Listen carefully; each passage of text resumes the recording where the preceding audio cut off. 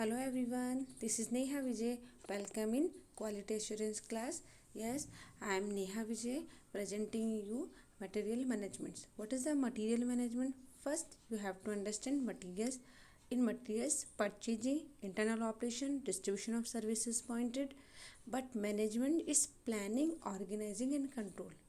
In overall, in the join, we can say material management is a scientific technique concerned with the planning, organizing, and the control of flow of materials from their initial purchase to destination. Yes, this is the material management, and this image show you this is the wrong way, and this is the cleaning and arrange. This is the material management. Yes, this company is not following the material management. Let's start. First, we will understand what is the study in this topic. Contains introductions, material management process, function of material management, principle in material management, objective of material management, main department of material management, system involved in material management, and the last one is benefits and challenges. Yes, in this chapter, a question also arise, what is the yeah, a brief note on then you don't have to confuse what is the material management. Introduction क्या चीज़ है, material management है क्या. Materials के according बात करें तो purchasing, internal operations, distribution और सर्विसेज पॉइंट. बट यदि मैनेजमेंट की बात करें तो planning, organising and controlling. This is the material management. देखिए यहाँ बीच में प्लस का साइन है. यदि हम दोनों चीज़ों को साथ में लेके चले तो this is the material management. Definition क्या है कि material management is the scientific technique concerned with the planning, organizing and control of flow of material. Flow of material means कैसे प्रोडक्ट जा रहा है, कब आ रहा है, कैसे कैसे उसका पूरा मैनेजमेंट किया. This is the flow of materials from their initial purpose to destination. Initial purchase हम लोग खुद कर रहे हैं, फिर मैन्युफैक्चरिंग कर रहे हैं, उसके बाद उसको जहाँ पे भी जाना है वहाँ शिप करके डेस्टिनेशन पे पहुँचा रहे हैं. तो initial purpose to destination, control of the flow of material, organising by the material management. This is the material management. And material management कैसे हम बात पूछ सकते हैं कि क्या चीज़ है ये मटेरियल मैनेजमेंट. यदि हम सबको साथ में लेके चले तो मटेरियल मैनेजमेंट क्या क्या रखेगा, man, money, materials, machines, methods. इन सबको हम साथ में लेके आए तब अपना मटेरियल मैनेजमेंट रिजॉल्व होता है. Yes, this is the basic of the material management. अब देखिए आपको इमेजेस के थ्रू समझाते हैं. दिस इज फिगर और images of the before material management. देखिए कितना अलग से कैसे काम हो रखा है. But after M means material management. After देखिए प्रॉपरली अरेंज, एकदम सिक्वेंसली सब कुछ है. This is the material management. अब आप लोग को शॉर्ट में तो समझ में आ गया क्या मटेरियल मैनेजमेंट. किसी भी प्रोडक्ट रिलेटेड हम लोग कैसे उसको मैनेज कर रहे हैं, कैसे उसकी प्लानिंग कर रहे हैं, कैसे उसकी कंट्रोलिंग कर रहे हैं, कब आ रहा है, कब जा रहा है, कब क्यूसी में गया, सब कुछ यदि हम बिल्कुल प्रॉपरली अरेंजमेंट करें related to material, this is the material management. अब एक प्रोसेस है ये. क्या चीज़ है, फर्स्ट हमने स्टार्ट किया, देन हमने प्लानिंग की कि हमें कहाँ से परचेज करना है. फिर हमने वहाँ जहाँ से प्लानिंग की वहाँ से हमें रिसीव हो गया जहाँ से हमने परचेज. अब हम उसके बाद जाएगा क्वालिटी कंट्रोल में, टेस्टिंग होने के लिए. जो भी प्रोडक्ट आता है सबसे पहले कहाँ जाएगा, टेस्टिंग होने क्वालिटी कंट्रोल में. देन प्रोडक्शन डिपार्टमेंट में जाएगा मैन्युफैक्चरिंग के लिए. देन इन्वेंट्री कंट्रोल में जाएगा for the controlling. Then complete work के बाद वो चला जाएगा वेयर हाउस में. वेयर हाउस या उसको बोलते हैं स्टोरेज. उसके बाद वो डिस्ट्रीब्यूट हो जाएगा. जहाँ जहाँ रिक्वायरमेंट है, जहाँ जहाँ से ऑर्डर प्लेस हुआ है वो वहाँ के लिए डिस्ट्रीब्यूट हो जाएगा, शिप हो जाएगा. Then it will reach the consumer. Finally वो कहाँ पहुँच कंज्यूमर के पास.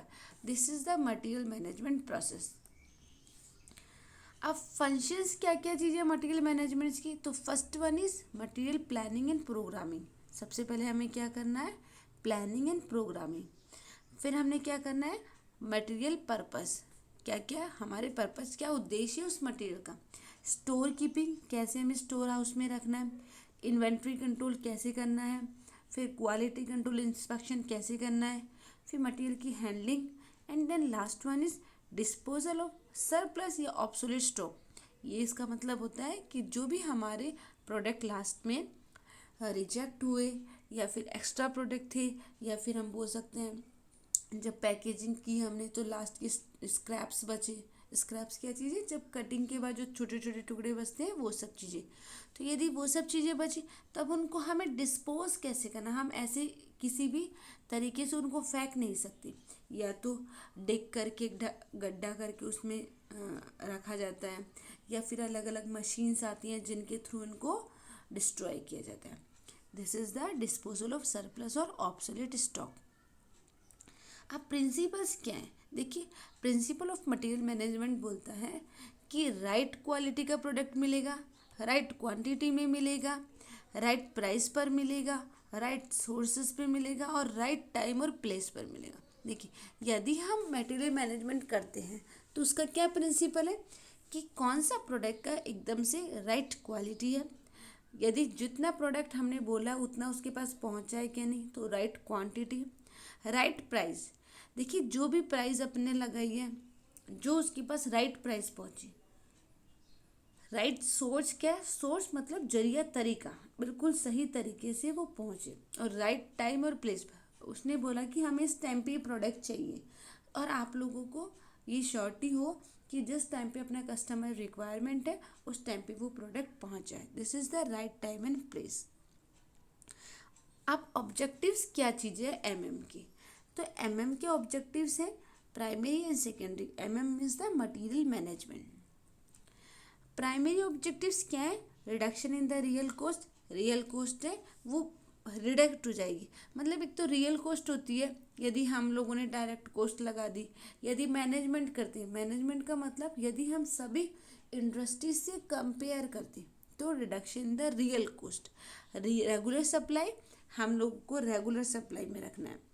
Procurement of the quality materials, ध्यान रखना है, श्योरिटी लेनी है कि जो क्वालिटी मटेरियल्स है वो प्रॉपरली उनको मिले।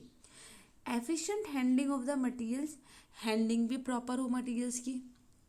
फेवरेबल सप्लायर रिलेशन, देखिए सप्लायर के साथ भी हमारा एक अच्छा रिलेशन बन जाता है। क्यों, क्योंकि देखिए जो उससे हमने मांगा वो हमें मिला, उसके बाद जो हमने अपने कंज्यूमर को देना चाहा वो उसको उस टाइम पे मिल गया। तब अपना क्या होता है, एक अच्छे से गुड रिलेशन, एक अच्छे से हम लोगों का सर्कल बन जाता है। Enhancement the firms goodwill. अब देखिए उससे क्या होगा, यदि सभी चीज़ें हमें टाइम पर मिली और टाइम पर पहुंच गई तो एक फर्म्स का गुडविल, मतलब हम कह सकते हैं किसी भी इंडस्ट्री का रेपुटेशन बन जाता है कि this is the very good and very nice industry. Second जो ऑब्जेक्टिव है कि रेसिप्रोकल रिलेशन। सबसे पहली बात है, देखिए रेसिप्रोकल का मीनिंग हो रहा है कि पहले हमने सप्लायर से प्रोडक्ट लिया, देन हमने क्या किया, एक अपने प्रोडक्ट को बनाया, फिर हमने कंज्यूमर को दे दिया। ठीक है, अब ये हमारा पूरा एक रेसिप्रोकल रिलेशन बन गया।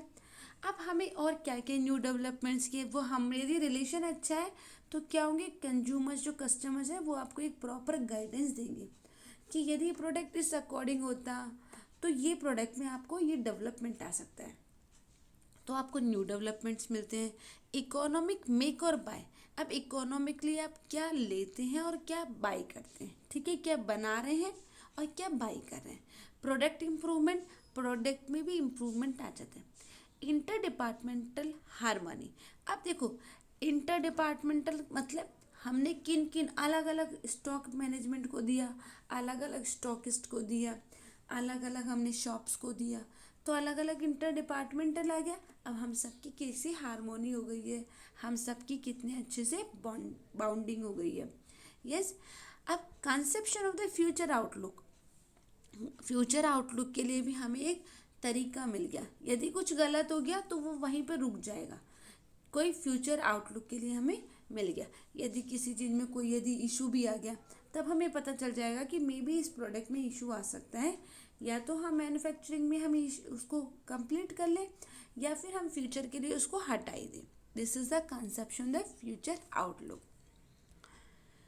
अब मेन डिपार्टमेंट्स कौन कौन से होते हैं मटेरियल मैनेजमेंट के, देखिए कौन कौन से होते हैं। Material production and planning and control, material management में procurements, inventory control, store and warehouse, these all are the department of the material management. उसके बाद आता है सिस्टम, कि क्या क्या सिस्टम में कैसे होगा। तो देखो सिस्टम्स में क्या है, just in time, supply chain management, warehousing management system. Just in time में मतलब होता है कि हम उसी टाइम पे ऑन स्पॉट, कहते हैं इंस्टेंट ऑर्डर प्लेस करने पर नेक्स्ट डे डिलीवरी होगी। फट से हमें किसी किसी दिन तो मेन डे डिलीवरी हो जाती है। सप्लाई चेन मैनेजमेंट, यदि एक थोड़ा सा सप्लाई बिग है, सप्लाई चेन मैनेजमेंट यदि बिग है तो हमें उसको मैनेज करके चलना है, कैसे हम इसको कंट्रोल करेंगे, कैसे प्लानिंग करेंगे। तो सप्लाई चेन में पहले मार्केटिंग डिपार्टमेंट के पास गए, फिर स्टॉकिस्ट के पास गए, स्टॉकिस्ट से फिर वो डिपार्टमेंट्स के पास गए, डिपार्टमेंटल स्टोर पर, उसके बाद वो कंज्यूमर को गए। तो ये एक अपनी पूरी सप्लाई चेन होती है। सप्लाई चेन में सबसे आप लोगों ने पढ़ा होगा कि सबसे पहले वेयर मैन्युफैक्चरिंग के बाद वो आता है होलसेलर के पास, होलसेलर के बाद आता है रिटेलर के पास, रिटेलर के बाद आता है वो कंज्यूमर्स के पास। तो this is the supply chain. अब इसको हमने मैनेज करना है, तो ये सिस्टम मैनेज करेगा। Warehouse system management system क्या है, वेयर हाउस के अंदर हमारे कौन कौन से प्रोडक्ट रखे हैं, कहीं पर प्रोडक्ट की एफिकेसी के अकॉर्डिंग उसको अरेंज करते हैं, कहीं पर हम अल्फ़ाबेट के लिए अकॉर्डिंग अरेंज करते हैं। जैसे ही ऑर्डर आया हमें ढूंढना ना पड़े, क्योंकि हमारे पास एक सिस्टम है properly. This is the warehouse management system. अब देखिए JIT function as a pull system. देखिए एक है पुश, एक है पुल। पुश करने में क्या होगा, हमें बहुत टाइम लगेगा और हमें प्रोडक्ट गिर भी सकता है। आप देखो सामने इमेजेस के अंदर भी देख रहे हो, एक इजीली हम उसको खींच के लेके जा रहे हैं, ठीक है, एक प्रॉपरली उसमें व्हील्स लगे हुए हैं। एक पुश धक्का देना है तो देखिए प्रॉपरली अरेंज नहीं है, कुछ गिर भी सकता है। इसीलिए बोला गया है JIT function as a pull system. एक जीआईटी फंक्शन होता है जिससे हम लोग उसको पुल करके खींच के ले जाते हैं। एम क्या है इसका, reduction in the size of purchase quantity so that the materials reach the production point completely. ये बोल रहा है कि हमारा एम क्या है कि जो परचेज क्वांटिटी है वो जब साइज उसकी कम हो जाए, so that the materials rich the production point, और मटीरियल्स क्या प्रोडक्शन पॉइंट तक पहुंच जाए। और रिच द पुश, पुश का मतलब हो रहा है मेड फॉर द इन्वेंट्री, ये इन्वेंट्री के लिए, खुद की कंट्रोल के लिए। पुल मतलब मेड फॉर द अदर, ये दूसरों के लिए। तो पुश वर्सेस पुल, इसको बोलते हैं हम जीआईटी फंक्शन। अब देखिए पुश क्या बोल रहा है, production approximation, anticipation uses, large loads, high inventories, waste materials by the fire fighting and poor communication. देखिए पुअर कम्युनिकेशन आ गया फाइनल में, अब आपको सब डाउट क्लियर हो गया होगा। बट पुल में क्या बोल रहा है, प्रोडक्शन प्रिसीजन। देखो आपको याद हो तो एक्यूरेसी एंड प्रिसीजन, एक्यूरेसी 100%, पर प्रिसीजन बोलते हैं डिग्री ऑफ द मेजरमेंट। अब हमें बहुत सारे प्रोडक्ट ले जाना है तो यहाँ प्रिसीजन वर्क आएगा। एक्चुअल कंजप्शन, हमें जो रियल में चाहिए वही कंजप्शन हो। स्मॉल लॉट्स, स्मॉल लॉट्स के अकॉर्डिंग। लो इन्वेंट्रीज, इन्वेंट्रीज में अभी भी लो लगी। वेस्ट रिडक्शन, वहाँ पर वेस्ट हो रहा था, देखिए यहाँ वेस्ट हो रहा है, यहाँ पर वेस्ट रिडक्शन हो रहा है, मतलब वेस्ट कम हो रहा है। अब मैनेजमेंट बाय द साइट, अब पूरा अच्छे से साइट मैनेजमेंट देख रही है। और बेटर कम्युनिकेशन, अब कम्युनिकेशन भी बहुत गुड है। तो अब पुश वर्सेस पुल में आपको डिफरेंसेस भी पता चल गया है। अब जीआईटी फंक्शंस होता क्या है, और जीआईटी फंक्शंस किसके लिए, वो पुल के लिए। Okay, this is the JIT function as a pull system. अब नेक्स्ट है अपना वेयर हाउस मैनेजमेंट सिस्टम। क्या चीज़ है warehouse management system, warehouse management system होता है कि वो सिस्टम जहाँ पर हम कंट्रोलिंग कर रहे हैं और ट्रैकिंग कर रहे हैं ट्रांसफ़र और स्टोरेज में in the warehouse. This is the warehouse management system, जिसको हम बोलते हैं WMS। क्या चीज़ है ये, वो वेयर हाउस मैनेजमेंट जिसके अंदर हम कंट्रोलिंग भी कर रहे हैं और ट्रैकिंग भी कर रहे हैं। ट्रैकिंग कौन सा, जो हमारा स्टोरेज है और इन द किसमें वेयर हाउस किया था, this is the warehouse. अब देखिए कैसे हमने रिसीविंग गुड्स किया, देन ट्रैकिंग किया, then slotting of the efficiency, labour visibility, document preparations, picking and shipping, customer services, tracking and visibility and reporting. ये बोल रहा है कि हमने कैसे गुड्स को रिसीव किया, देन हमने इन्वेंट्री किया, देन जितना जितना हमें स्लॉट में जिसको जितना रिक्वायरमेंट है उसके अकॉर्डिंग हमने उसको दे दिया।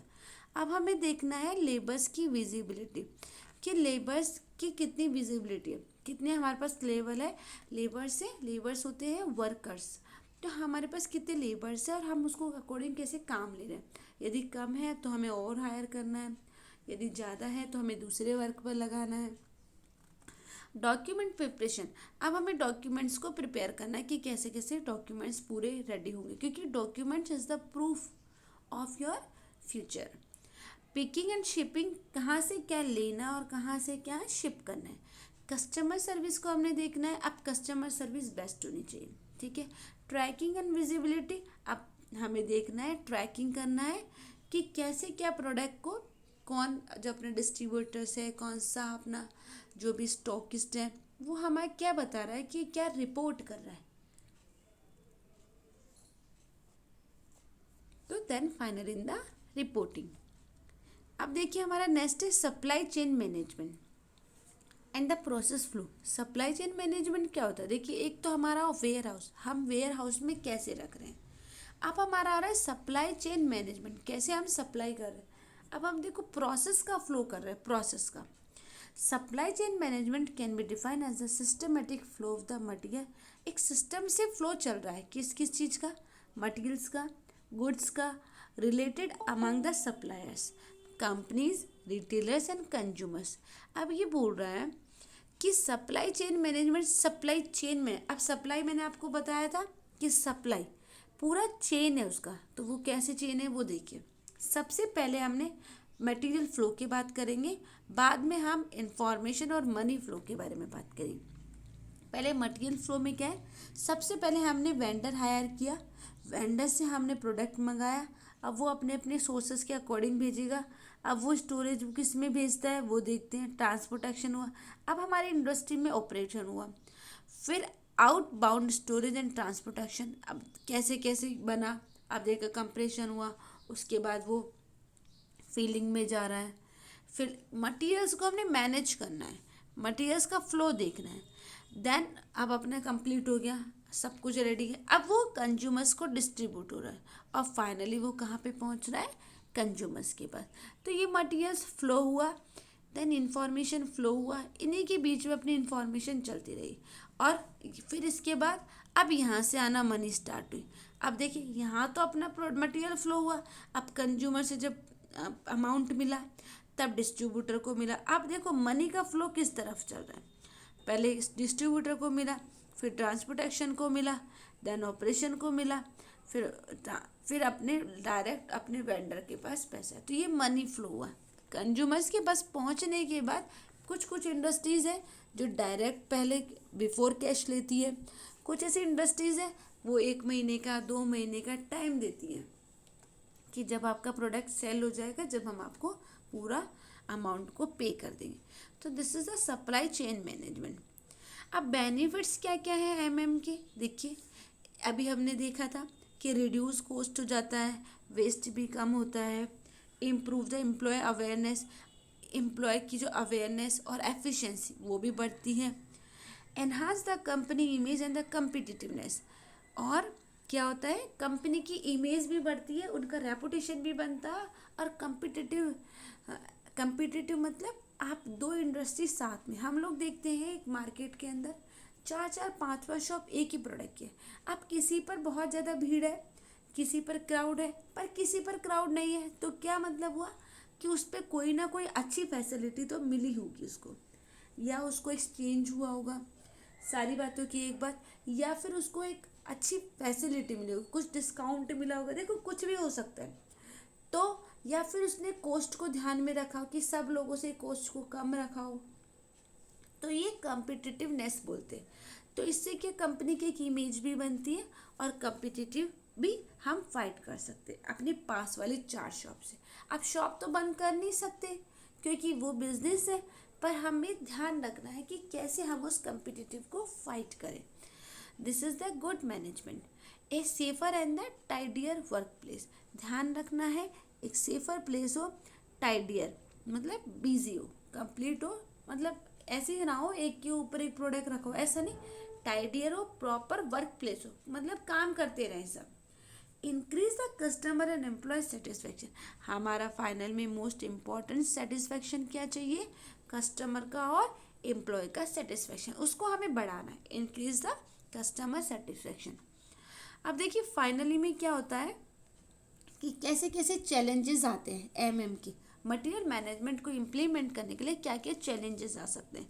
तो ये हम लोगों को यदि कंज्यूमर से, डिस्ट्रीब्यूटर से, स्टॉकिस्ट से हमें सबसे क्या क्या हमें फीडबैक मिला कि हमें अपनी टेक्नोलॉजी में क्या क्या इम्प्रूवमेंट करना है, हमें डाइवर्सिफिकेशंस ऑफ द प्रोडक्ट लाइन में क्या क्या हमें डिफरेंस लाने हैं।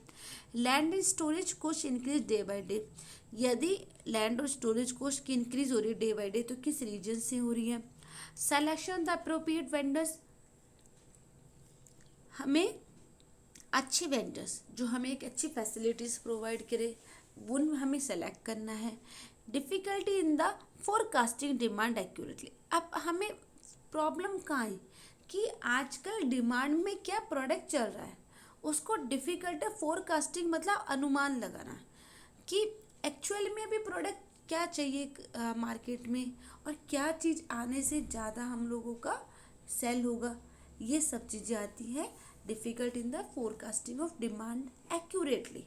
तो ये दीज आर द चैलेंजेस, ये होते हैं challenges of MM material management की।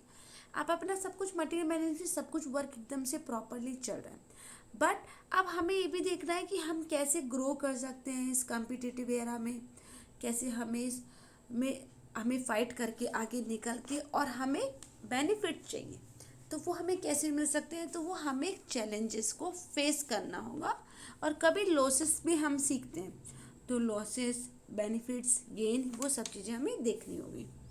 Yes, this is topic has been completed. Thank you so much. If you have any doubt, you can ask me. You can message on the comment box. Thank you so much.